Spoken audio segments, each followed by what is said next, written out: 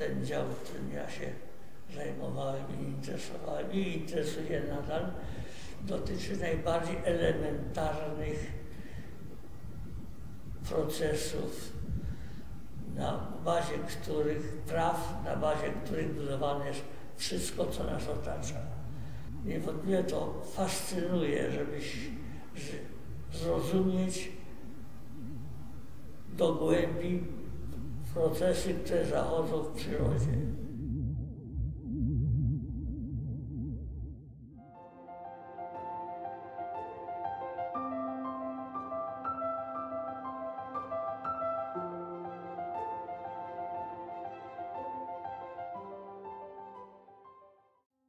Jeżeli prześledzimy rozwój wszechświata, niewątpliwie fascynującym dla mnie aspektem jest to, że na samym początku zaistniały pewne prawa i własności otaczającego nas świata, cząstki, oddziaływania i na bazie tych najbardziej elementarnych procesów rozwinął się cały wszechświat. Rozwinęły się atomy, pierwiastki, gwiazdy i na bazie tych samych procesów i tych samych elementarnych cząstek zbudowane są nasze urządzenia, te stoły, które nas otaczają. I to najbardziej fascynuje, że do dzisiaj to wszystko rozwija się na podstawie tych najbardziej elementarnych procesów. Ale to wszystko zaczyna się według naszej dzisiejszej wiedzy i przypuszczeń od tego elementarnego, początkowego procesu. No i my, fizycy, chcemy poznać możliwie dogłębnie, jakie były zasady, które rządzą całym naszym światem. Fascynuje mnie to, szokuje mnie to. To był bardzo wymagający i proszę pana, do dzisiaj jest już schorowanym starszym człowiekiem, ale on przychodzi na seminaria doktoranckie, przynajmniej raz w tygodniu w Krakowie przychodzi, no i słucha i widać, że jest przygotowany, bo zadaje sensowne i trudne pytania, które wytrącają wykładowcę z równowagi, prawda? Zadając czasami pytania, swoje stare pytania, ja tego nie rozumiem. Ale czasami są to pytania bardzo istotne, wnoszące coś nowego do tych problemów. Więc to jest cecha, którą nie tylko ja podziwiam, dopóki nie jestem akurat tym, który mówi to seminarium, który profesor Jarczyk komentuje, ale to jest rzecz, którą podziwiam nie tylko ja. Profesor Jarczyk przychodzi bardzo często na nasze seminaria, nawet teraz, praktycznie na wszystkie takie organizowane, te środowiskowe. I potrafi na każdym seminarium, niezależnie od tego, jaki by był jego temat. Znaczy, tematy zawsze są jakoś tam związane z fizyką jądrową, ale jednak ta gama jest bardzo szeroka. I praktycznie jako jedyna osoba ze słuchaczy potrafi na każdym seminarium zadać pytanie do rzeczy i pytanie, które wyłapuje te najbardziej czułe punkty w rozumowaniu. Ostatnio rozmawiałem z profesorem, to mówił do mnie, co pan robi, co to ja opowiadam. Nie wolno się dać tym młodym. Cały czas musimy być w ruchu, cały czas musimy, nie wolno usiąść. Miał takie usposobienie, że lubił powiedzieć, co myśli i to dosyć tak jasno, dobitnie i uświadamiając młodemu, czy nie tylko młodemu człowiekowi, gdzie jest jego miejsce, to tak było. Zaistniały pewne oddziaływania. To być może jest jednym oddziaływaniem, bo następuje unifikacja i dzisiaj jesteśmy prawie pewni, że zaczęło się od jednego bardzo uniwersalnego oddziaływania, który się potem powoli rozczłonkował na takie mniej elementarne oddziaływania 4, grawitacja elektromagnetyczna, silne i słabe, i powstały pewne, i energia powstała. Z tej energii znowu na podstawie praw powstały pierwsze cząstki, czyli kwarki i leptony. Potem z tego się zlepiały się kwarki i powstały protony, neutrony, one się znowu zlepiały z sobą, powstawały atomy, jądra atomowe, atomy i skupiały się, powstawały gwiazdy, galaktyki i tak dalej. Ale to wszystko zaczęło się, bo do dzisiaj potrafimy to w zasadzie wytłumaczyć na podstawie tych najbardziej elementarnych własności. Cały czas podsuwał właśnie te nowe tematy. I to wzbudzało coraz większe zainteresowanie coraz nowszymi rzeczami, co pozwoliło na rozwój rzeczywiście w bardzo różnorodnych kierunkach. No, my współpracowaliśmy, tak jak mówiłem, od tej fizyki jądrowej aż do tego momentu, co teraz, nad różnymi problemami, teraz nad taką bardzo elementarną fizyką sięgającą początków wszechświata, jak również to, co było interesujące, to poszukiwanie tego, w jaki sposób można by wykorzystać to, czego się nauczyliśmy. Wykorzystać nie wyjaśniając tylko, dlaczego wszechświat istnieje, ale również wykorzystać w różnych zastosowaniach, które nie tylko ja tutaj usiłuję wprowadzać, ale również moi koledzy, którzy też którymi też opiekował się profesor Jarczyk, na ich wczesnym etapie przynajmniej. Ja byłem pierwszym doktorantem profesora Jarczyka i razem ze mną pracował w tej samej dziedzinie obecny profesor Wiktor Ziper. No, ci co znają Jarczyka, zależy z której strony. Jeżeli z nim bezpośrednio pracowali, to wiedzą, co to znaczy profesor Jarczyk. I on był, o ile dobrze pamiętam, doktorantem profesora Strzałkowskiego, ale współpracowaliśmy z profesorem Jarczykiem.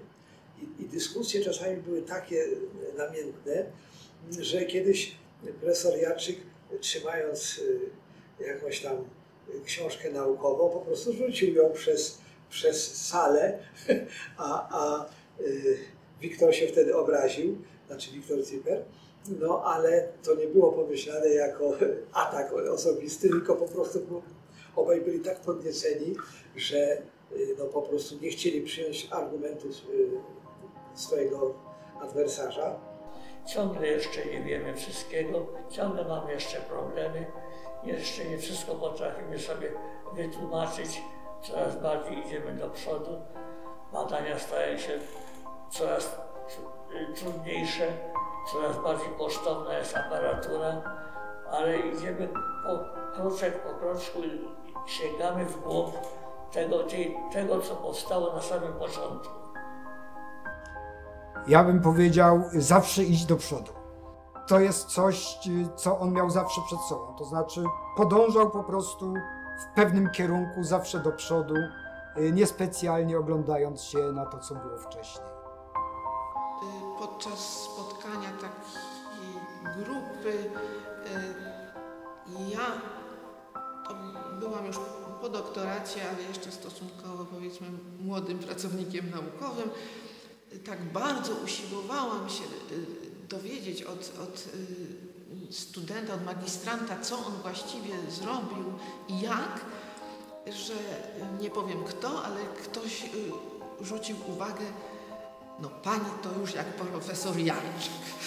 I to miało być akurat zarzutem, że się być może czepia, ale no myślę, że to może zdarzył mi się niezasłużony komplement. Oczywiście jest to pytanie, jak to się stało, że z takich najbardziej